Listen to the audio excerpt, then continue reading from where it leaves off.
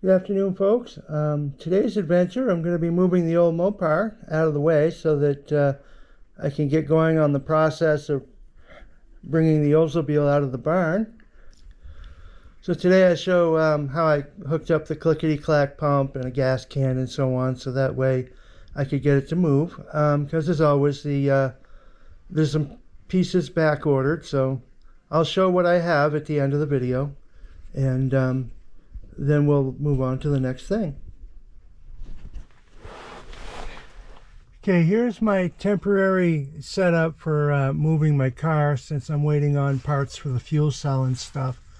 I just got a generic filter, clickety-clack pump hooked up in here, and I have my clear hose that I use for transferring gasoline. That'll go up around the outside into the trunk, where I'll have a gas can, and I can run my clickety-clack pump here. I use this basically as a transfer pump because you can see I got the alligator clips, just put them on a battery. This will work good enough to start the car up and move it out of the way, because right now it's in the way of the Oldsmobile.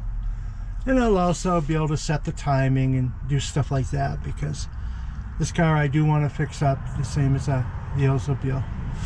As you can see, I got a Dana rear end that I put in it, and a different transmission and stuff that you can't see, but it actually isn't a bad little car.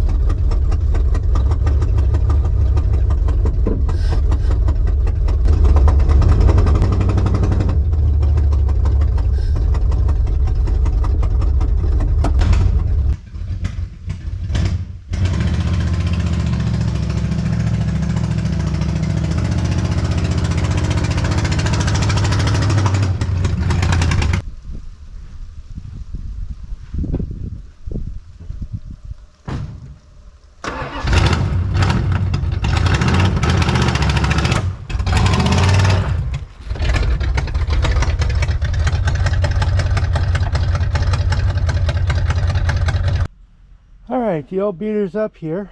The fuel's not getting to it very well with that clickety-clack pump. I have to figure out why, but it isn't. But it worked. I got it up here. So now the next step is to work on getting the barn ready, getting the ramps put out so that I can back the Oldsmobile out. But she's here. It runs, it goes, it stops.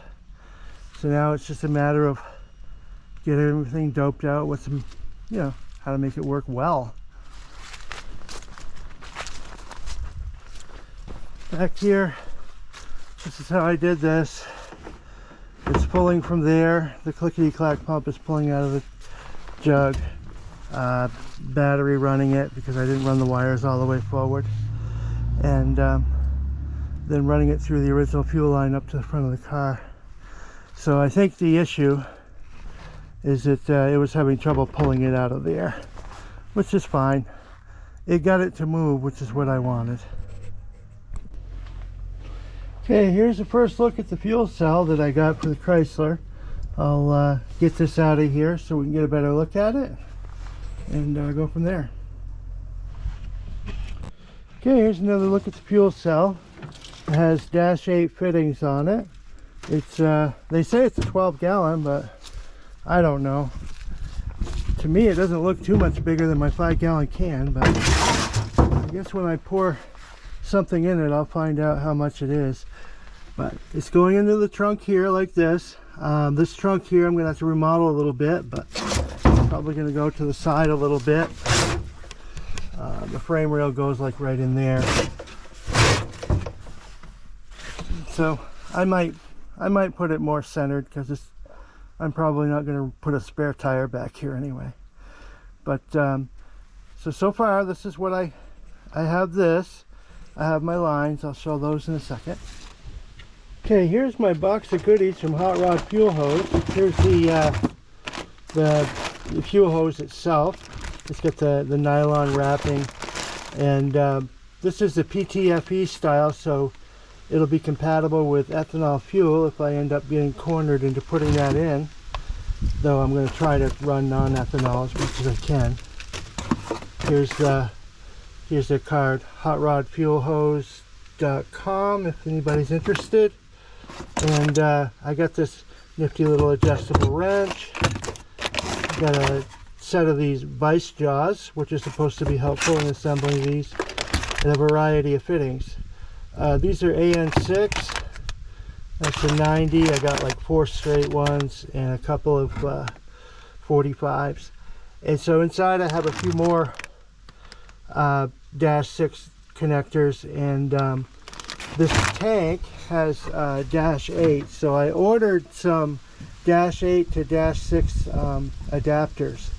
So as soon as those come in, then I'll be able to actually assemble this stuff. And I've shown in past videos I have a Edelbrock fuel pump and filter. So as soon as the last few things come in, I can assemble this.